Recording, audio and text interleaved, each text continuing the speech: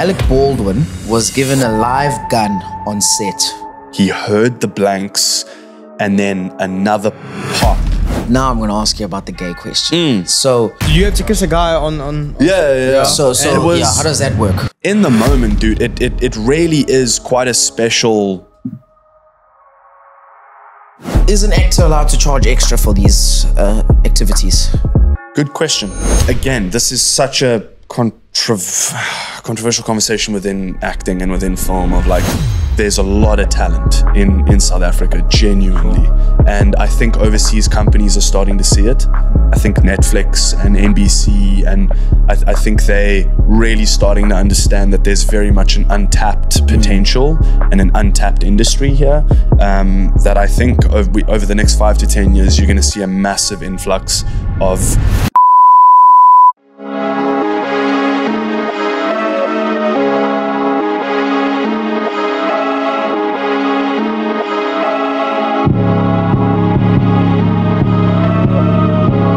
We're here with Joshua Eady, the man with many traits. Some of them are very unnecessary as well. Yes. Like, the man's list is exorbitant. We can go on and on and on, but let's start with the hair like Samson. Yeah. Beautiful. damn, we just chunked it all off 2 days ago. Just drop that hair care routine. We're talking actor on Netflix. We're talking actor on Mnet. I mean, we're going to talk about The Kissing Booth because that was amazing.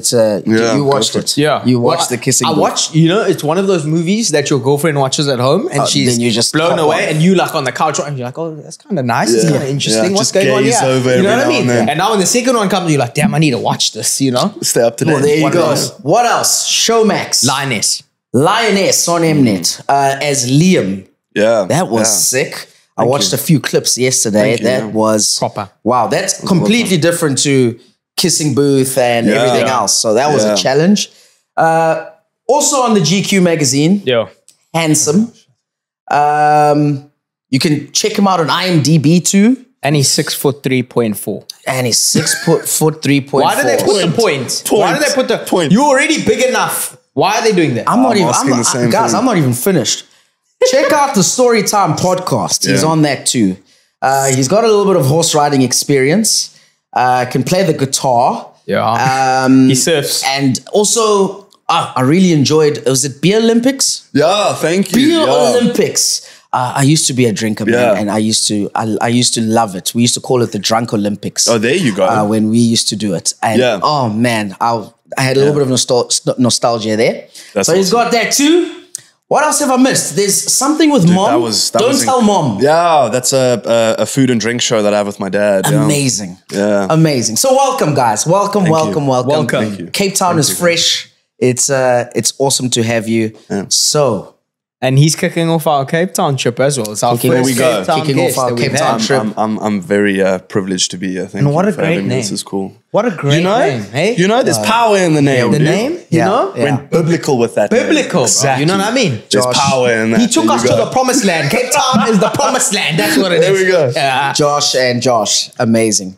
Right, where did it all begin, sir? Because it also was modeling. So where did it begin? When I looked at your Instagram page, I must say, brother, I'm not showing my wife, bro. I need not you showing my guys wife. like throughout life to just please write out my like. You know, when I read, my girlfriend follows him. I'm not showing my wife, bro. Bro. I'm not showing my wife. It's unnecessary, bro. That's dope. Bro, we're I'm supposed to staying- have beef, man. I'm staying like, how far do you even away. know this guy, bro? Dude, yeah. How did you get time to kind. do all of this? Take us through it. Dude, good question. I first wanted to act when I was like 12. Yeah. And it was like routine throughout my day to finish school, get home and watch Fresh Prince of Bel-Air. Lovely. Will That was Smith. like my go-to every day. Uncle Phil. Yeah. R.I.P. Was a huge fan, and I used to watch the episodes and write out his dialogue from the episode, like into a journal. Wow. And then I'd learn the dialogue, and then throughout my day, like in life, I'd like throw the dialogue in conversation, and then see how people would react to this like character that I've seen on TV, and can I be, you know, the Fresh Prince of Bel-Air? Can I be this like suave, cool, funny guy? And yeah, I think humor trying to make people laugh and trying to entertain people became like sweet, you know, like quite a go-to throughout primary school, and then into high school. It kind of became the thing that I used to sort of make friends or you know be liked by people, or kind of thing. And then I read an article that Charlize Theron had modeled, and through her modeling contract, she'd landed a movie role. Okay. And that was literally the only knowledge I had of the industry and acting and entertainment as a whole. And I was like, cool, I have to model. And I applied to every agency in Cape Town, and everyone said no, except for one. Wait, did they say why they said no? Oh, dude, it was straight up email, just like, nah, sorry, not going to happen. Okay. Yeah, thanks for trying. And then one said yes, and it was actually one of my prefects from high school that was one of the bookers at that agency. And what school was it? I went to, it was when I was at El Shaddai Christian School in Durbanville. I was there for a couple of years. And she was one of my prefects, and I was like the naughty little shit, you know, that they'd have to kind of keep in line. And she was like, oh, I recognize Josh, and brought me in for a meeting. And she was like, dude, we'll take you on. You know, like, what's the worst that can happen? Like, cheekbones. You know, go do a shoot and let's see, you know. And then Journey is the Destination was the first film that I did with Ben Schnetzer and Ella Purnell. And Kweku Mandela was actually the producer on that, who's become a good friend of mine. I love Kweku. He's such a G. And got into that. They needed someone that looked like the real life person. It's a story based on Dan Alden. It's a phenomenal story. And I had to play his best friend, and had no idea what I was doing. The audition was atrocious. That's how it starts, though, guys. You just got to say, hey, it is right. Wing it. Yeah, dude. And it was exactly that. It was, you know, go stand on camera. Do you know the lines? Can you do a British accent? I was like, not to save my life, but you know, I might as well try. Yeah. Improv a few scenes, and there you go. And thankfully to them, they gave me the first chance at it. Yeah. So you smashed Journey is the Destination, and then you were like, all right, cool. When did you start working out? Like when he was 11. Jeez, I wish. I started working out when I was, I think I was like 17 or 18. It was like my 11th or 12th grade of school, and it was actually because of modeling. A lot of the guys were quite a bit older than me, and they were all like, you know, well built and like had muscle. And I was like, okay, I got to compete with these dudes. You know, like let's get into training, and started training with my dad, and then just got very into it to the point where modeling turned around and was like, okay, it's enough now. Now you got to stop doing that. And modeling wasn't going to be the journey at all. Purely just did it because I wanted to get as close to entertainment and acting as possible. Yeah. Just on modeling quickly, I always see on the TikToks and stuff, just from the ladies' side of modeling about what not to eat, and the industry is a bit hectic, and you know these guys are starving themselves. Is it the same for men? What are your rules? Good there? question. It's I think it's a lot more intense for women than what it is for dudes. People can disagree with me on that, fine, but there's just a different, like, added element for women, right? It's immensely stressful to have to maintain a certain look all the time. So my heart goes out to them for that. I've experienced like a little bit of it, to be 17, 18 and you're getting tape measured and it's like, hey, okay, Josh, you know, eat this much less. Really? You know, you got, like a little bit, like, you know, never really took any of it to heart. I was just really into training and always wanted to train, kind of thing. And then you start going to castings and they're like, hey, go fit the clothing. And you're like, shit, none of the clothing fits. Yeah, but that's because I'm DAC. Well, I mean, it can be that, but it's also like, because you in that environment, it's never a cool thing. It's never like, oh, it's because I'm too, you know, jacked for the clothing. It's like, oh, the clothing doesn't fit. I've wasted everyone's time. I can go home and this just isn't going to happen. And that started happening more and more. And I've got, you know, my family are big people. We big dudes. Yeah. And so it became more and more and more difficult. But outside of that, like, you know, stop lifting weights and eat a little bit less, I guess run. But outside of that, there was nothing, you know, that was physically imposing on me that was like, oh, this is so emotionally traumatic. For women, I think more so. Yeah. Is it the guys who, I think is it the what do you call the guys that put on the clothes for the woman? The designers. Okay. The designers. Yeah. Are they trying to use less material? It's a good question. Saving budget. Is that what they're trying to do? Budget Budgeting thing. Budget cutting. Like, are they trying to minimize the amount of material they're using? Is that why the ladies have to be? idea. I think it's just for visuals, boo. You don't want to have somebody filling a role of a model that doesn't look like a model. It's like if somebody's a personal trainer in a movie, they've got to look like a personal trainer. Fair game. No, I mean, that alone is a pretty controversial conversation Yeah, we're nowadays, talking right? Victoria's- You have to look a certain way. You know, I wasn't trying to jump into that way. Now you guys threw me. That's why I'm saying you have a definition of a model. No, I just think for a story, if you're telling a story. Model, not acting. Model. Oh, you're talking about modeling? Yes, modeling. But it's also, you know, like the famous Mark Wahlberg Calvin Klein ad, right? Like, I never looked at that ad and was like, oh, you know, this makes me feel bad about myself. It was like, oh, I want to look like Mark Wahlberg. I want to look like that dude. He's jacked and gets the girls and, you know, he's got the career and so I always at least viewed it from that perspective. George Clooney as well. They love George. Sexy man, They love Silver George. Fox. Yo, they love him. Silver I Fox. hope I look like him one day. I hope we all do. You're en route, Jeez, bro. I know. You know? Almost You don't need to do appreciate that though, that. but you just need to relax, bro. You can't keep doing this. Like, that man Just need to relax. Bro, Just relax really, through bro. your career. Bro, some of us sit on the treadmill for hours. Well, Dude, I feel that. I can tell you Yeah, that. I feel that. Yeah, I bet you do that, eh? You do that? Depends, Yeah. right? Like, Are you like very strict on your diet and your routine? Bro, can't be. It's- Beer Olympics. I'm like, how does this guy I don't want to stay in lie shape? to you now and be like, oh, I'm super strict, and then we just drop the Beer Olympics. Like, it goes through stages, right? So for most roles that I've done, it's usually the conversation of like, hey, dude, listen, let's just slim down a little bit. You know, you're way too big to fit into what the story is, which I completely get. And it took me a long time to get that. You know, you just want to be as jacked and big as possible and look good. You know, it's not about that. It's about telling the story truthfully, you know? And so most roles, it was like, okay, we've got 3-4 months. Let's diet down, you know, spend the 2 hours every morning on a treadmill, the 2 hours in the evening doing this and that. And actually had a friend of mine from Canada, Ryan Outram, come down and help me prep, especially for Lioness.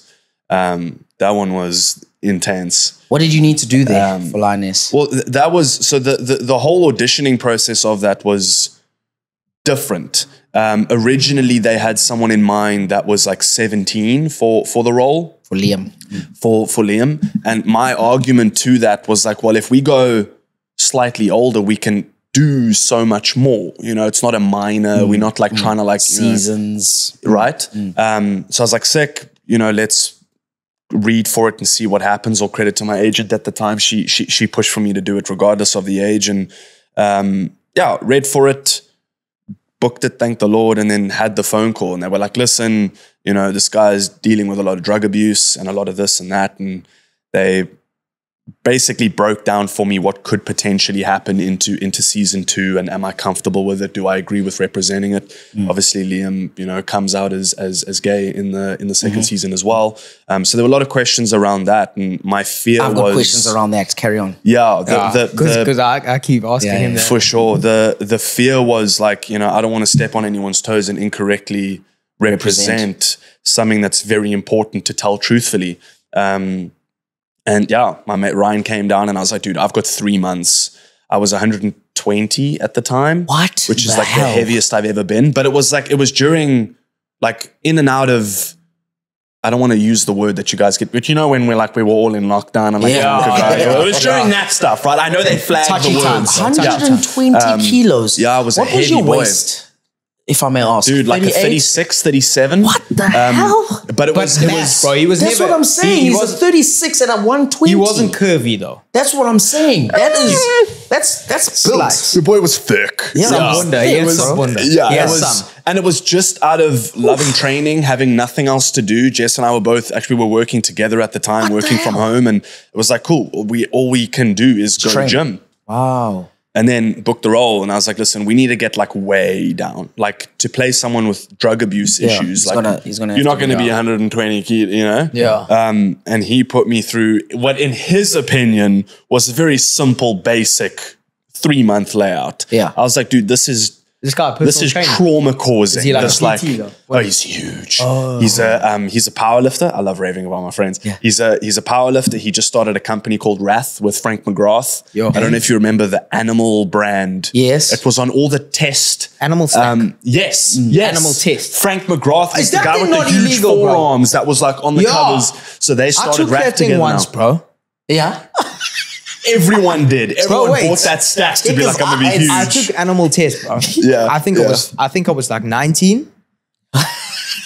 Bro, that thing was bad. This sounds like an experience. It's hectic, eh? You're a happy guy. You're too happy at times with that thing.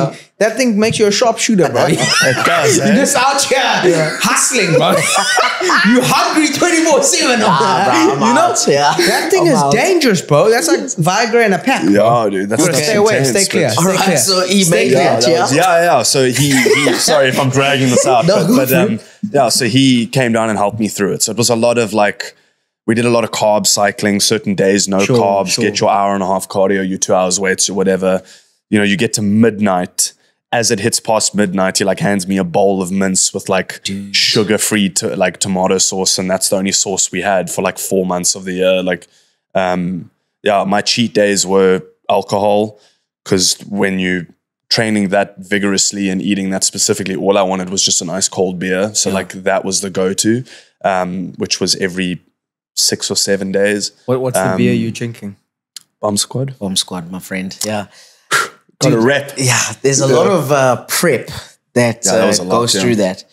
But now I'm going to ask you about the gay question. So this is our debate all the time. You know why I say this? Because I mean, I would also love to be in a movie one day. This guy loves acting. Yeah, but now it would be so cool.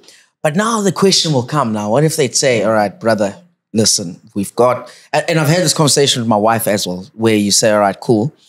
Would you prefer there's a kissing scene with another lady, babe? Or there's a long conversation in this. Yeah, or do I now... Yeah. Do you want me to do a kissing scene with the man? Now I gotta have the conversation. Yeah. I'll be like, all right, cool. What's going on in your mind, brother? Yeah. Just talk to me. Do you have Josh. to kiss a guy on Yeah. So how does that work? Dude, start from the top. Because also now I'm just saying I'm being very masculine here. Whenever I think of things like that, I think, what will my pop say? Dude, that's always the first thing I think about. That's okay. It's interesting you bring that up, because it's like, we got to cover this. Yeah. So when we booked season 1, the writer Ilza, she's phenomenal. Ilza's so special, and she wrote the story, and she was very closely linked to the character of Liam. There was a lot of personal attachment that she had to that character, that it was very important to her for her own personal reasons, and that's why it felt so daunting. Was that I knew it was important to her. Oh, so you don't want to mess that up. I really didn't want to screw it up. Yeah. And they phoned me when we booked season 1 and said, listen, 2 things are going to come up. 1, it's a lot of drug use, drug abuse throughout the show. Are you comfortable being represented in that way? And 2, if we do get launched for a second season, we do want to go the route of Liam potentially being gay. And I said to them, look, 1,000% I'm all in. Like, let's represent it correctly. Let's do it in the right way. The only thing that I asked was that we don't use it as a shock factor. So don't go the route of like, let's surprise the audience, like, and he's gay, you know, and everyone's like, like, don't, if, it doesn't change who he is as a person. It will change his story. He'll have a past, and he'll have struggles, and he'll have, those kind of stories attached to representing being gay and publicly being gay. There's a lot that gay people go through, especially throughout the past, of like, it's a rough road to walk. For sure. I phoned a friend of mine, his name Trent Rowe. We did a kissing booth together, and I phoned him, and he's gay. And I phoned him and I was like, dude, I straight up, I need you to be 1,000% honest with me. What's the play? Would you be comfortable with me playing this character? Like, if you saw me on screen representing a demographic that is not naturally my own, would you watch it and go, I'm okay with this? And we had a long conversation about it. Why did you have to Because ask I didn't want to get into the conversation of, we picked another straight dude, you know, to like represent the gay community. Like, and I understand that conversation. I understand that frustration. And just, that's why it was important to me. And Trent and I are very close, and we've had a lot of deep conversations, and we two completely different people, but have become such good friends. And it was just important to have someone. Did you feel like you needed the opinion? Assurance. Yeah, like the assurance from him. 1,000%, dude. Yeah. 1,000%. And it's, I was scared to, because it's someone that I knew I could phone and ask the difficult questions. Yeah. You know, of just things that I'm uneducated about, you know, that like I've never had to experience. Asking him, what was it like when you publicly decided to say, hey, dude, I'm gay, you know, like, how did that feel, you know? And I wanted to understand it from a character perspective, obviously, because I want to truthfully portray what it feels like to go through that, but also just in life, you know, I'm now going to walk a road going forward where, like you say, my parents and my grandparents and my family and my girlfriend and everyone is going to watch a show where I'm representing something that has never truthfully played a part in my life. Where now I would have people straight up DM me or say to me when they meet me in person, like, oh, is that your girlfriend? Like, oh shit, dude, I thought you were gay. Yeah. You know? And like now that's an element in my life that I'm now having to face. Yeah. And there's nothing wrong with it. It's like the role follows you. For sure. Do you get what I'm saying? Yeah, I get it, but I find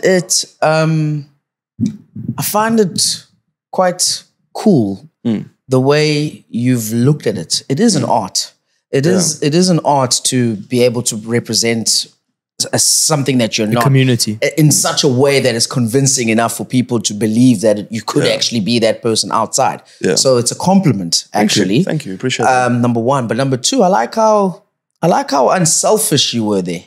Because we thinking, like, as I pose the question to you, I'm thinking about myself. I'm like, flip. How do I get into this mentally? You're like, bro, are you cool with me doing this? You're already doing it. Yeah. But you already just you put yourself in the character. I think that's why we're not gonna make it in the movies. And then you'll make it. You got a beautiful voice, by the way. Like, and very truthful eyes as well. Thank you. I wanted to tell you that earlier, but now we're saying it on air. It's perfect. Yeah. Hey, hold on. Hey. His girlfriend's here. Stop it. How was the conversation with your girlfriend? Because I also think about that. Okay, yeah. That was a fun one. That was a fun one. We'll start with the gay role that you played, and then we'll start with the I've got to kiss another attractive female on set. There we go. Because that's a big chat, bro. Fair question. That's a big chat. Look, it's like, to get into the conversation with Jess, we sat down and spoke about it after the phone call, and she was straight up down. She was just like, dope, let's do it. Like, go for it. Okay. We had the same concerns of don't step on any toes. Sure. Don't claim anything that is outside of who you are. Yeah. And ultimately at the end of the day, like, there's so much more to the character than him being gay. Sure. It's the same as, like, you know, someone else in the show who's straight. It's like, cool, that's just their own sexuality, you know? And this is just my sexuality. It's not a big deal. Like, you know, you don't want it to be the core of the character. It's not defining. Exactly. It's just, I like that approach though. Exactly. Because I feel like if you made it the do-all, be-all of the character, you could have offended people. You get what I'm saying? Also, I didn't want to harp on that and be like, it's this daunting thing that I've got to uphold, you know, like, play it respectfully, try to play it truthfully, have fun with it, and just try to understand it the best that you can. It's probably the role in my life at this point that I'm the most proud of. I learned so much on that set, and that was the conversation for us where we read the pilot, and Jess read it as well. And I said to her, I was like, I have to play this. Like, I'm so over the moon to play a character that's got that much depth. Yeah. That's been through that For much, sure. that represents that much. sure. And like you said earlier, it was such a switch up from Kissing Booth of, cool, this is some real shit to play. You know, like you've got range here. Now you got to show your range. Exactly. Yeah. Like Kissing Booth was a blessing, and it was a time in my life that was perfect for it. But I was hungry to try and prove to people that I'm not just the big, you know, funny guy, you know, that I can actually take on something a little bit more, I guess, deep and emotional. Now, what about the conversation of, I've got to have a intimate scene with this female, with your partner? Because that's a, I feel like if I was in the industry, that would be a very hard conversation to have. Well, for me, I'm just talking. Wouldn't you say, hey, babe, I got work to do? Fair. Huh? Wouldn't you say this is part of the job? Okay. This is part of the job. Bro, listen, hold up. Write a script. Okay. Cost him to have an intimate scene with the best baddie in the world. Then tell me why I'm just gonna go to work. Some crazy shit. Tell me why I'm just gonna go to work. I dare you. I ain't doing that. Brown girls don't move like that. Already. No, No, you're not doing that. I'm sorry. Like, I'm not. like, all respect to Jess, and we've had the conversation often, and we laugh about it a lot. Jess is laughing in Jess, silence. we love you. Yeah. She's laughing in silence. So She's like, Jess studied in acting, which Okay. is such a blessing. So she's Get always it. understood, right? Get She's it. always known the industry and what it takes. And every job that I do and that we do together, the first 2-3 weeks I'll kind of do by myself. And just kind of be alone at the hotel and alone on set and kind of find my feet. And then from that point on, dude, she's there for most of it. On set. No. As in like, Yo, imagine you know, staying with me. I mean, Jess is just there like, Jess is on set a lot for Lioness. But she can't be on set for the other thing, bro. Dude, like, imagine you hear, and then you just look and there's Jason. see, it's not it's not what everyone thinks it is. And Okay, dumb it down for us, bro. This conversation is great because we just finished on a project in April. I can't say what it is. Off air, I'll tell you, and then you'll go, oh my word. Right. But it was a project that had a lot more intimacy throughout it. Well, here we go. Yeah. Look at him back, bro. And not gay. Which is actually the first in our relationship that I've had to do it. Wait. Yeah. Please, are you asking about the intimacy? Yes. I also want to know. Okay. Because I just want to know what okay. Man, I don't know how to structure my questions. I'm stumped. Because acting is different, but hey, it's hard to act here. Yeah. So exactly. You can't really control this guy. Damn. And you also have to be the character. The character, bro. You got to be. You've got to engage and immerse yourself. Yeah. And it's, for me, okay, this is in the perfect world, how I would describe it to my wife, even though I know it's a no. Yeah. But I would say, listen, this is not Chaka. Okay. This is Denzel. Yeah. All right? I just need you to know this, babe. Yeah. This isn't Chaka. This is Denzel. And this is what Denzel scripted to do. All right? I'm leaving home now. Yeah. But Chaka's leaving. That's how I would frame it. Denzel's coming back. No, Denzel ain't coming back. Stay in the studio. He's meeting Denzel in the studio and it's going down. Yeah. Now, how does Josh do it? Not like that. All right. So not there's anything wrong with that. It's just that we had the conversation. I'll tell you off air why Jess had a laugh at it, but it's daunting because you know it's coming up, like in the shooting schedule. And again, I really don't want to seem on your show like I'm just like, I do everything right and I try to be, you know. It was scary to be like, okay, cool, we got to do that. I hope I do it correctly. Yeah. You know, I hope it's truthful. I hope I look good. Yes. You know, like you're thinking of all these different things.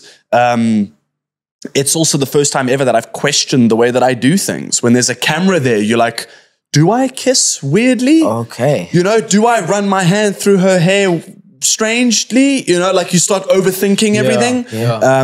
And all credit to our director on this project now. She was so good with it that we had like table reads, and we had, you know, chemistry sessions, and we had an intimacy coordinator. What are those? What are chemistry sessions? So we get into a room with an intimacy coordinator. What is that? He's literally someone that specializes in intimacy. He's got a phenomenal, like... What do they do? Yeah, so they basically oversee everything that happens on a set. So I didn't know that existed. I didn't know. Tell us. Yeah. That's crazy. They are so valuable. Are they therapists? I mean, jeez. Like, Josh, that hip thrust is a bit too hard. No, make sure it's fair. It's the lead up to the scene is really important because it's got to be such a safe, respectful space. Correct. So like we ran through an exercise where to be yourself and whoever you're doing it with, stand face to face, and she takes your hand and places it on her body where she feels comfortable knowing your hand will be there. Right? Okay. Like such. Right. Yeah, there you go. No. She places your hand. So but you said you'd be willing to play the gay role, so I'm just trying I haven't given you consent on how to do it. Exactly. Right? Touch you? I must take your hand. No, don't put it down Would there. you? I don't even. and then I'll say, you have to take You your see hand. what he was doing, bro? I saw him start to like... I've got to take your hand and put it where I'm comfortable. So, Yes. for example, I'll go there. Yes. And then I'll be like, no, then I'll do that because Yeah. you're grabbing it, you swine. See, And I'll do that. he's with it, eh? And I'll do that. I'm a and I'll do passionate that. lover, bro. Okay, I've gotta- now, after that, So, you're passionate. You basically run that. Our intimacy coordinator, his name is Emil, and he's phenomenal. And We got to get Emil on the pod as well. You have to, We dude. got questions for you. he's got, Emil. and he's jacked as Yeah. well. What? He's Okay. a legend. Okay. I'd feel a bit awkward, eh? Oh, Man, dude, he's so a Jack legend. just watch me. Josh, not that style, bro. Flip it back over. Sorry, bro. It's not like that. I don't Yeah, think yeah, it's yeah. not. No, bro, but no, like, have you seen some? I think like what- Game of Thrones, for example. I'm just giving an example. Great example. Those sex scenes, I'll call them that. Yeah. Sometimes I watch them as a viewer, and I'm like, Yeah. But you gotta you looking at the scene. We're talking about the build up, the chemistry. no, but that's what I'm saying. It's There you go. so The- natural. Yeah, and it but looks they, so real. They gotta look and be like, ooh, you're like, can these guys? You know what does this podcast look like for these guys 10 years from now, I get you. chemistry wise? Yeah. All right. Yeah, it's So yeah, just you run give through us the exercises. a rookie, and, yeah, like you get in the room. It's a room. yeah, Okay. So, yeah, for sure. Yeah. Right? So, Okay. I'm here. dude, yeah. it's such a safe space. Yeah. Again, all credit to Nina. They break down to skeleton crews, so there's like minimal people in the room. Yeah.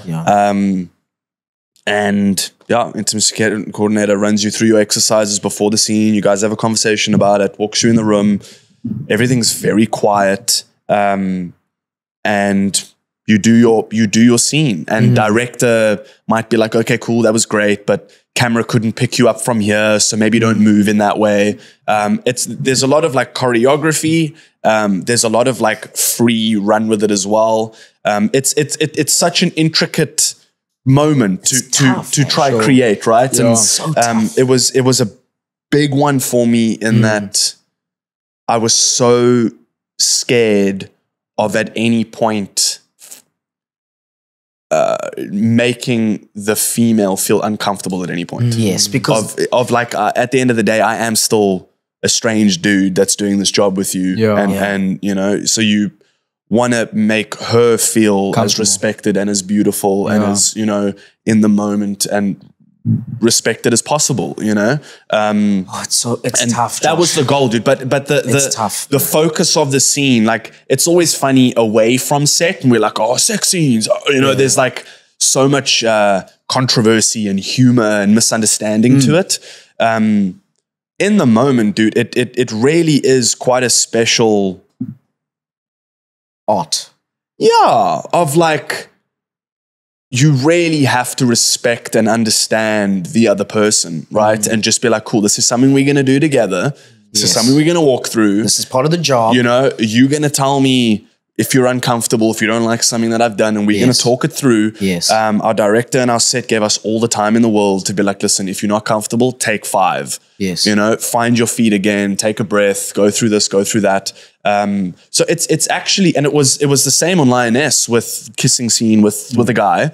It was really special. It was my default is to kind of like go to humor and kind of like take the piss. So we'd like have our kissing scene and I'd be like, oh, we did it, high five, you know, like, oh, like try to like. Was the other guy straight though? Aidan Croy. Was he straight? Yeah, straight. Oh. Incredible, phenomenal actor. Would it be different for you if the other guy was gay? No. Really? It's still Dude, actually, on you asking that, him and I sat down and spoke about it, and we were like, dude, we got to make this like truthful. Like people have to watch it and be like, damn, these guys really look like each other. Maybe if the other guy was gay, it would be easier. You know, of like, hey, dude, you take lead and let's rock through this together. You know, you show with me Aidan and I, it was like, you just do what you usually do and I'll do what I usually do. You know, like, and he's got this like beautiful beard, which was like the first time I've ever kissed a beard, right? So like little things like that you're like really taken aback by. And our DOP on that set, Bradley Devine. What is I've name dropped so much on the show. I apologize. No, go for it. What is a DOP? Director of photography. Okay. He's awesome. And I was kind of trying to, we did the scene, hugged it out, shook hands, high-fived, and we were on this like, yeah. And he actually took me aside and he was like, listen, you don't need to try and overcompensate in that direction. It was a beautiful scene. Yeah. Everyone felt that it was real in the room. You don't have to do that. And it made me go from this like, yeah, we did it, to like really leveling me out again and going like, oh, okay, that's actually, you actually right on that. You know, we don't have to, there, right? We don't have to make it like take the piss. It's a beautiful scene, and it was so crucial to the story that. Yeah, it was a special thing to do. I'm very grateful I got to do it, and I learned a lot, as did Jess and my family and everyone that walked it with me. I have an immature question, and I apologize in advance, guys. This is an immature question. I'm going to say it straight up. Go for it. On both scenes, in the one that you've just done, and the one with Aidan. How do you manage your male parts? Damn, dude, you're not even thinking of that, to be honest with you. Even with the lady? Straight up. With the lady as well? Dude, no, genuine. Like, and a lot of my friends were asking me the same thing. Genuinely not. Were they like very intimate? Can I ask? Because some scenes are just like a kiss. This was like proper go for it.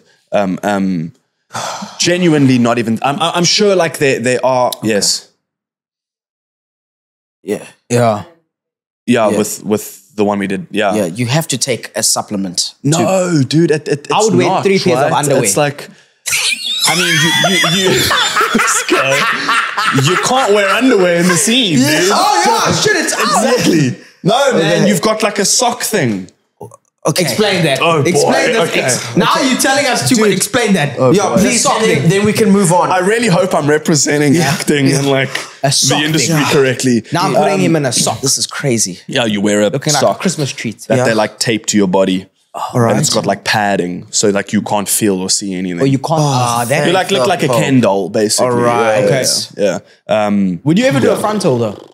If in a movie, what is that? What is that? Like some like movies where full frontal nude. Like some guys, you can't do that, bro. I've never seen a movie like that. What? Oh, dude, Bronson with Tom Hardy. Game of Thrones, bro. With Tom Hardy, dude, full on inner cell, American wide Pie. shot, like panning in. I hope I'm using the right terminology. Yeah. Harold and Kumar. Yeah, just now I'm saying it incorrectly. No, but like in a sex scene. Yes. Holy smokes, brother. Dude, it's not only porn, bro. It's also okay. And lastly, I don't know. Would you answer your question? Huh? Would you, if they said the script is, I don't know. He has to see the character. Yeah. It's fully dependent on what the project is. And is an actor allowed to charge extra for these activities? Good question. I don't know. Yeah, I'll be straight up honest with you. Okay. I just like that's what my fee was. Obviously, there's like more things to sign off on and more NDAs and more check-ins and more whatever with it. But I don't know if it equals to necessarily being paid more, to be honest. I guess if you're not comfortable doing it, don't do it. Just don't do the role. You know, I guess like, I don't know. Again, maybe there's actors out there that have been paid more to do it. Like that wasn't the case for me. I just really wanted to do the role. This one again was so different from Lioness. Excited for this new one, by the way. So pumped, dude. I'm excited to hear what it is after this.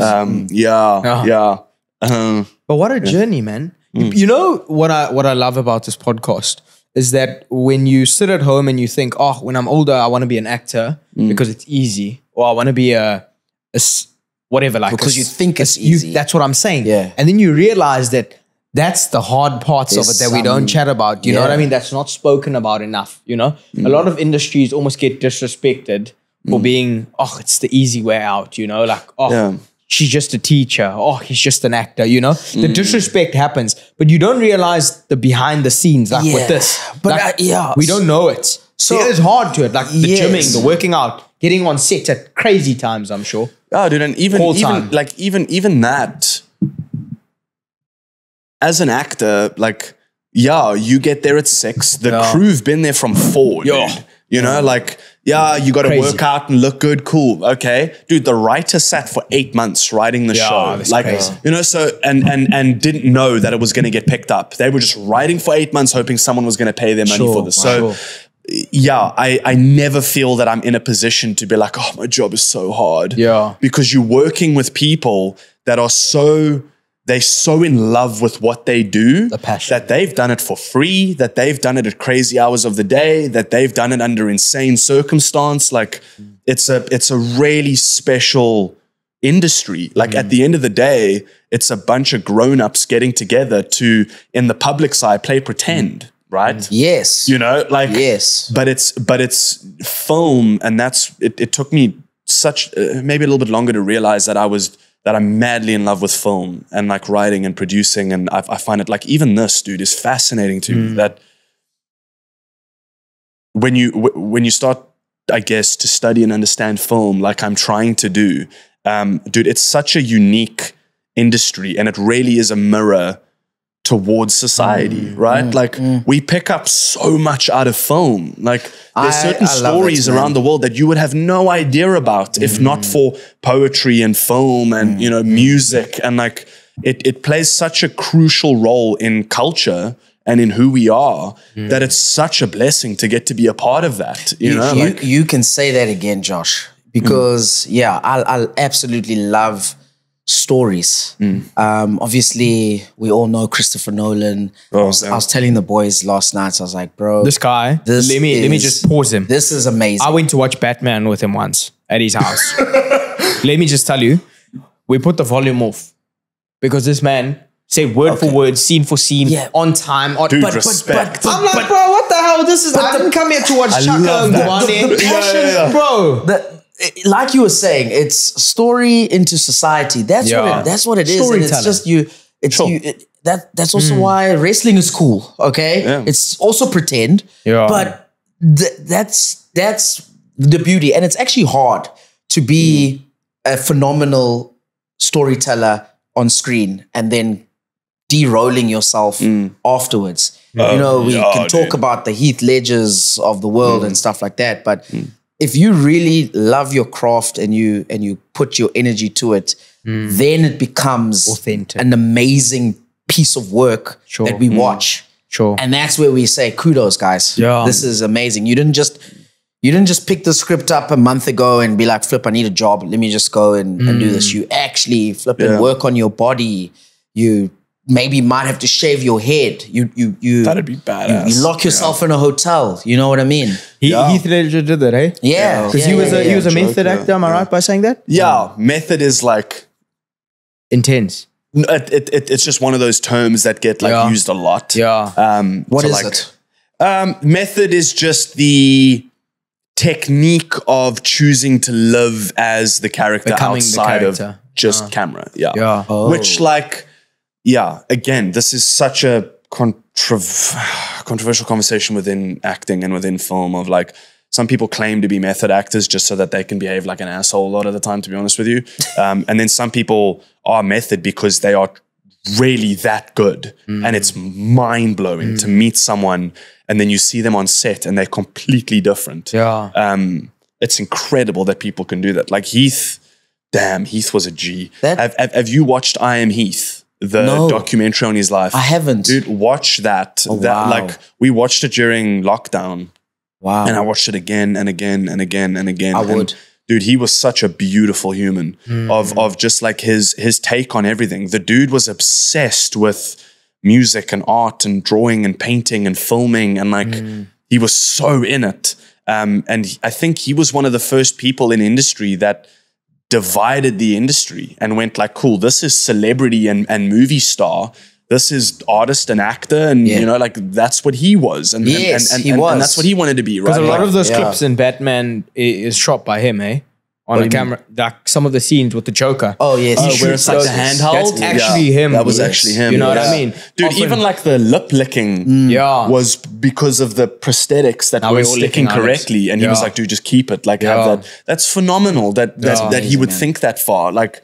Brokeback Mountain as well. Watched it recently for the first time. I was like, this movie is phenomenal. Okay, like, I haven't. I know about the writing, dude, is so good. That again, it was made at a time where being gay was like, oh, how dare you? If you actually watch the film, it's a mind-blowingly good film. Like, it's such a cool story. It's crazy. That I feel a lot, at least at the time it was made, it got really overlooked, you know, because of the supposed controversial content that it had. For sure. What a great movie. I watched it, then watched it again, and then I've been raving to everyone in our life. You know what type of movie I'm always fascinated with, and I think it's because the new one has just come out, is Planet of the Apes. With the way the guys had to portray the apes, like, you know, it's actual CGI, but they've got like stuff on themselves. So the one guy said that he went for ape lessons on how to ape. They have those like things that they walk around. Actually is phenomenal. Those crutches. A movie like that doesn't get enough like recognition. It's so, I mean, it is blown up around the world, but the effort that goes behind it, it's not like just Oaks sitting on the mic, they're talking and everything's done on the graphics. Oaks are actually embodying those characters, you know, which is brilliant. Yeah, dude, that's one of my favorite. That's one of my favorite trilogies. Crazy. Oh, really? Amazing. Wow. I love the conversation often. What's the greatest trilogy? What is yours? Fuck, dude, I don't know. Don't even talk. There's Batman here in the corner. I'm not even going to debate respectfully, Respectfully. definitely up the there. Christopher Nolan version. I really don't have. Wasn't Iron Man also a trilogy? The Matrix is great. Iron Man was great. Yeah. There's so much hate being thrown at Marvel. We forget the OG Marvel films were incredible. Tobey Maguire. What's your best Marvel? My best Marvel? Yeah. Probably. You're going to say it. I feel like you're going to say it. Probably and I think you think you know which one I'm going to say. I'm going to go first or second Iron Man. All right, Josh. Love the first and second Thor. I thought he was going to say Thor. I thought you were going to say Thor. You give loved Thor. him. Yeah, you give. But dude, Iron Man was like Robert Downey Jr. made Marvel. He is Iron Man. Yeah. You know what I mean? Right? Do you know what's mine? Huh? Captain America, the first one. Really? Of the trilogies. Yeah, of the first one. Remember when he gets there and he's like this scrawny little guy. Gets in the and they box, put him in. And just the whole Jumps on storyline. the grenade. Yes. Because it makes you like that feeling at the end when he obviously something happens and then that girl goes on to live and you're just like, shit, this stuff's kind of deep. Yeah. You know? It's dope, dude. It's filmmaking. It's like, I don't want to pretend to love the one and hate the other. I think it's all awesome. Like we just went through the Joker, Batman, Planet of the Apes, Marvel, like Brokeback Mountain. They're all phenomenal films. But let's go into South African films. What are we missing here? Because honestly speaking, I love all the films that we speak about are overseas. But I know we can be, just as much as we are good rugby players, I know we can be good storytellers. Yeah. What are we missing? We were with Jonathan Boynton Lee. He's coming out with a film. I'm excited to watch that. But like, what are we missing in South Africa? What do you think is the missing piece? And be honest. And also just, it's your opinion. It's not fact. So you can just let us know what you think we're missing. It's a very good question. It's a tricky one to answer. I don't want to upset anyone or divide anyone, but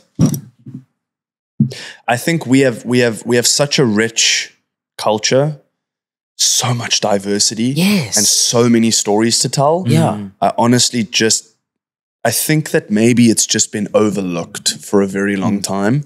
I think our industry is phenomenal. I mean, overseas companies come here to work with our crew and our directors and DOPs, and our stunt guys are phenomenal. Shout out to everyone that works in stunt in South Africa. And yeah, I just think, you know, focus has shifted. Budget maybe, because budget maybe as well. Yeah.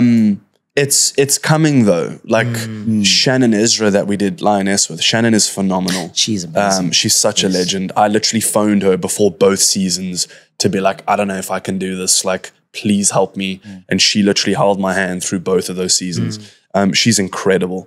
And her and I had a conversation about it the other day, saying like, people are so hungry to storytell, whether it's writing or it's filming or it's producing, directing. Like, there's a lot of talent in South Africa, genuinely. And I think overseas companies are starting to see it. I think Netflix and NBC, and I think they really starting to understand that there's very much an untapped potential and an untapped industry here, that I think over the next 5 to 10 years, you're going to see a massive influx of not only South African storytelling, but African storytelling as a whole. And I think everyone wants a piece of it. So I think you will see more of it. I outside of that, I don't really know. I apologize how to answer that question further. I think everyone's doing the best they can. I think everyone's trying to storytell as honest and truthfully as possible. I think everyone's trying to get each other involved. Maybe it is budgeting, maybe it is reach, maybe it is opportunity. I don't know, but it's coming. Yeah. You know what I think? My side piece on this is, I think we've already got great stories. Yes, we've already got great films, but something about branding it in a box office Hollywood, where people will be like, okay, now we're gonna focus on what's going on. Like amazing movies, like I think Tsotsi was one of them. Yeah, Tsotsi was one of them. It was incredible. District 9? District 9. Yes, those were good. But we needed more, bro. But in Invictus, we brought Mark Wahlberg, Matt Damon, to South Africa. But our series are doing well, like Blood and Water. Blood and Water's great. Blood and Water's doing really well. Hey? But I want a South African Tom Cruise, I'm surprised South you're not in African that as Matt well. Damon, you know? For sure. You should be in that as well. Blood and Water, bro. Yeah, there's a story. I haven't been asked to cast for it yet. Story time with Josh. I spoke to 1 or 2 people at an event about it, but that's talk about that off air. But great show. I'd love to be a part of it. There was a friend of mine is British, and him and I, he's a film fanatic. And we were talking about it, and he mentioned this new show on Netflix called Supercell. Bro, I haven't seen it. Have you watched it? I haven't yet. I haven't yet. Days. But do you know who's making it? Dude, it was a guy, I apologize, I don't know his name, but he was making YouTube videos. So he would bring in like skit actors, and he's done that. Yes. And he would make them do like serious skits, not like comedy things, whatever. So he would write like really dope scenes and then act it out and put them on YouTube.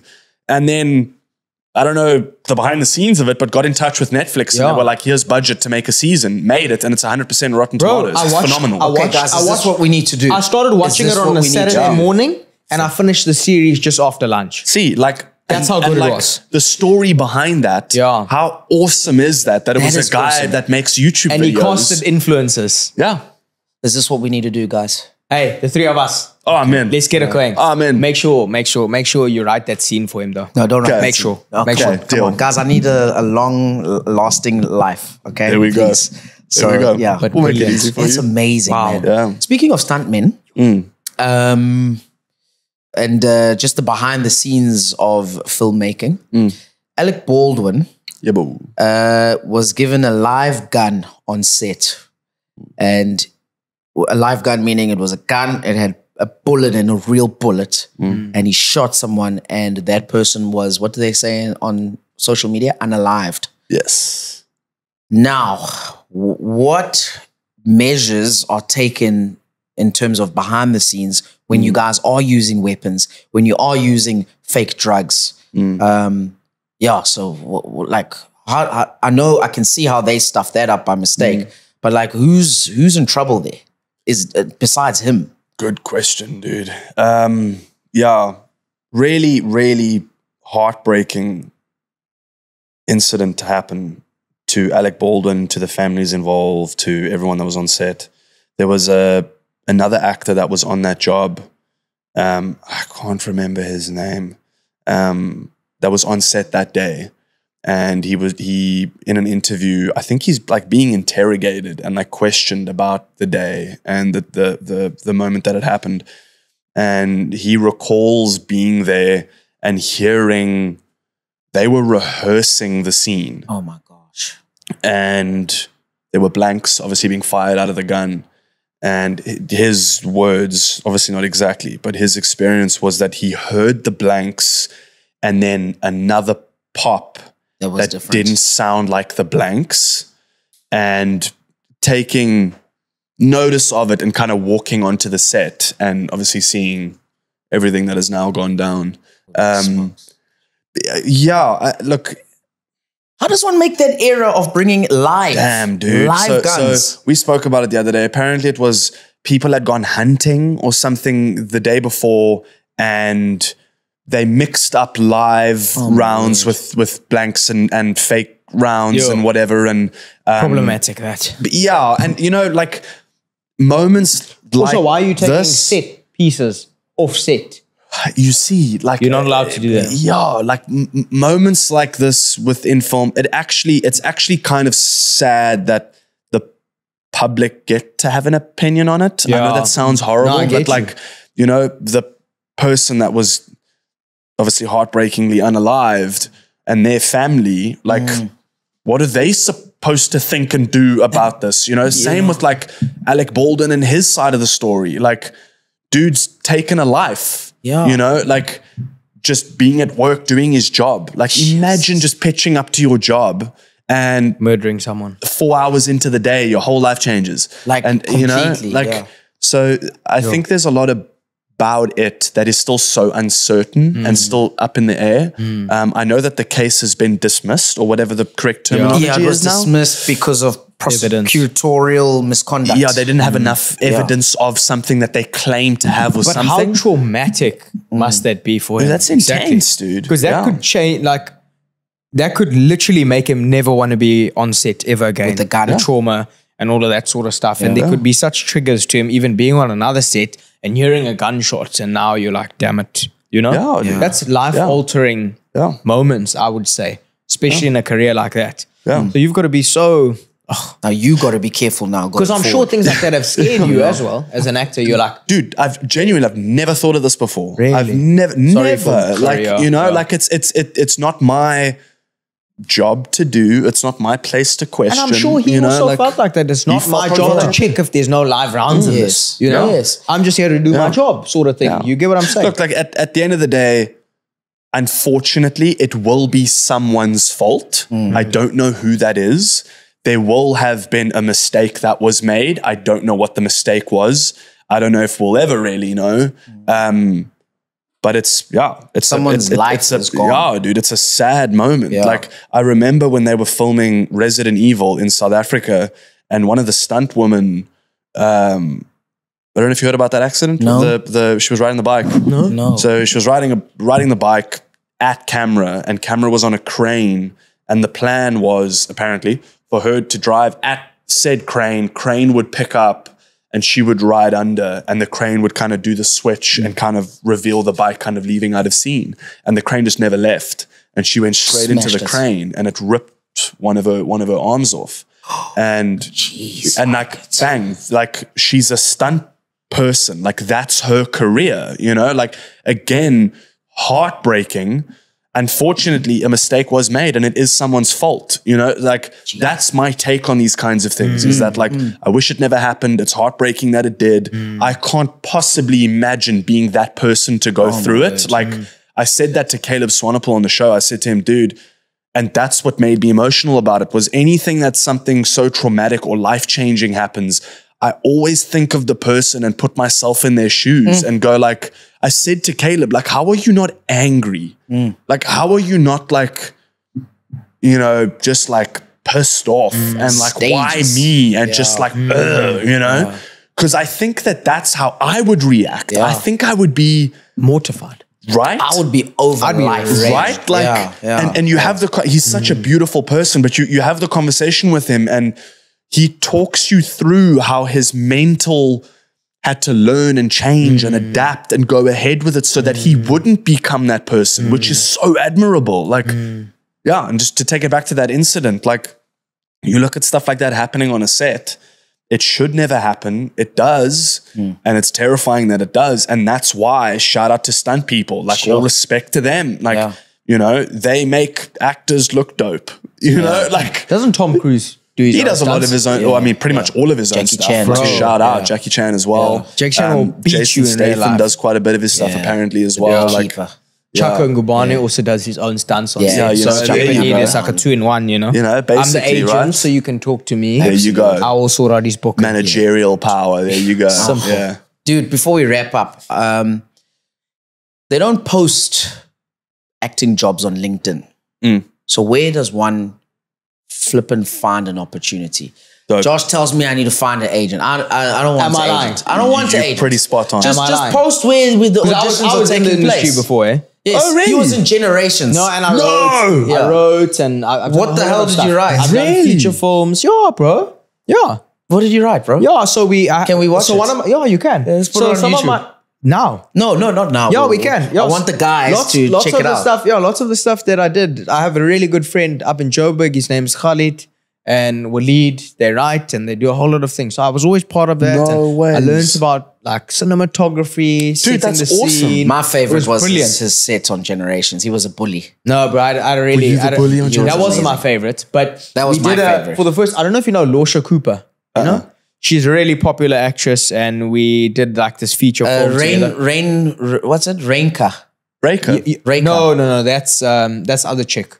That's Losha was Lolly. a- That's that's Lolly. Lolly. That's Lolly. Lolly from Isitingo. So Sorry, Lolly. we did a feature film together. It was really cool. Losha Cooper is the prisoner. She's normally Yes. like in the jails. In the jail. In those Yeah, South African sick. films. She was the lead on Backstage a while ago. There you go. Okay. I've I got it. done I got so it. much of Thanks, stuff in the Losha. industry, so I've loved it for a Dude, long those time. are awesome shows. Awesome. They've stood the Awesome. test of time. Check out Like, Generations, guys. Yeah, this so, is Jason. I mean, I just had a little, just a little. He's being humble. And then This I is did Jason. I did a lot of corporate adverts and things like that, like What? Lay's chips, you know, stuff like that. Got it, cool is- stuff. dude, you did a Lay's ad? Well, no, it wasn't. It was social media, so not. Still, you Yeah. worked with Lay's? Yeah, That's but fire. I was a filler. But Dude, I mean, I was Lay's a good makes me filler. think of Lionel Messi immediately. Yeah, well, I'm not like that level, bro. Okay, we Just a name filler. dropping. I was on Spud. Yeah, he was on Spud. I was on Spud. Dude, I'm so he glad played he rugby was in Spud. He played rugby in Spud Spud. Spud 1, boys. Yeah. Check out your boy. I think Yeah. I've got about 5, 6, 7 seconds. Hey, Put it in it's slow. there. Put on 0.5 though. Yeah, So you can you'll just see me running. You can just check my arc there. My boy Like was on on Spud. set, bro. I'm genuinely going to go No, look for real, that was now. so cool. real. So we went love the Spud industry, one, bro. yeah. We love We it. love Well, it, dude, bro. we all in the industry now. Well, yeah. I mean, That's Spud. dope. Yeah. But yeah. Yeah, Oh my Yeah. word. So that was our big so reveal. where do they? That was a big So reveal. where do they find films opportunities? Yeah. Where can Well, we do? mine was through the modeling and then auditioning with an Yeah. agent and then landing the agent and they were Yeah. like, cool, we'll represent you. You've got a really good agency as well. I do. At the, know. Yeah. I saw. I've got a gangster agent is here it- and in Canada. What's the name of your agency? Is it Yeah, I'm with MLA. MLA? Yeah, they're dope. Josh told me that they they the- find you. You don't find them. Dude, MLA, like, Yeah. it was intense. Yeah. But like respectfully so. Yeah. They need to be that intense. pick the best. I understand. They pick the yeah. best. Yeah. So I can't just, hey, what they're up, great. MLA? MLA. Oh, dude, get hold of MLA. them. Send tapes in. Genuine. Yeah. Like Jeez. that was I'll record for you. That was my go-to as well. Was just like, Yeah.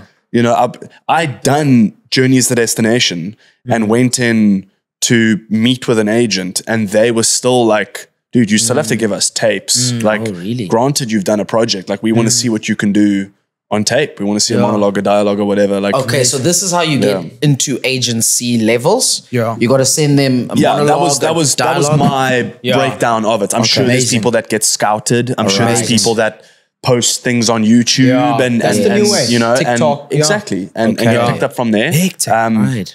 I think it also depends how you want to do the industry. You know, do you want to be you know, a movie star and famous and in dope projects and like you say, TikTok and the whole thing and all the social media stuff, or you know, do you just want to act and storytell? So what I'm referring to is, okay, Blood and Water, right? This thing pops up on our Netflix. I would look at you, Josh, and be like, bro, we could have at least been school children. Yeah, bro, they need a for example. But now it's too late. They need a Kalindian. You know what I mean? It's too late. They've shot it. They've probably, while we're discussing this, they're probably shooting another season right now. You know what I mean? Yeah. Where would we have seen the flyer? Well, agents. Yeah. The agents get the agents get the scripts, and then they say we've got XYZ. Can we send them for an audition? Send them. That's what happens. There's acting agents and there's extras agents as well. Yeah. Okay. Which is a whole other kettle of fish. Yeah. That's insane. Shout out to extras. It's a crazy job. Yeah, I was an extra. I did extra as well. Yeah. It's a tough job. It's rough, bro, because you Hectic. literally have like you've got you're a worker, like a worker. You must walk that set 50 times if they say bro. The cut's not good enough. Yeah, I played rugby. But amazing. Spud, amazing. Bro, you were in bucks. Spud. Yeah. You were in Spud. You were saying something. No. Generations. Yeah, I'm retired. Generation. Oh, you were in Generations. Wow. You know, it just got too much. We'll just flip this podcast and start asking you guys. It What's it like to play rugby on a set, bro? It just got too intense. Like I hated going to the shop and then just being flocked. No, I'm joking. So for him, because Generations, that audience is passionate, right? Yeah, they're passionate. So like I even remember, because we used to watch it back when we were small, Capello and Ketiwe. But Oaks took it look serious. at you as that character. person, that character in public. I told you what that lady. Jason is a school bully. So I got did I tell you what the lady did to me at the mall? No, what did she do? I got pinched at the mall. To say, hey, where now? And then Mo can tell you, Really? we have this other auntie who's like very close to our family. When I was in the scene, the next day she called my mom and said, listen, he needs to watch out because the other kids have knives and they're going to come for him.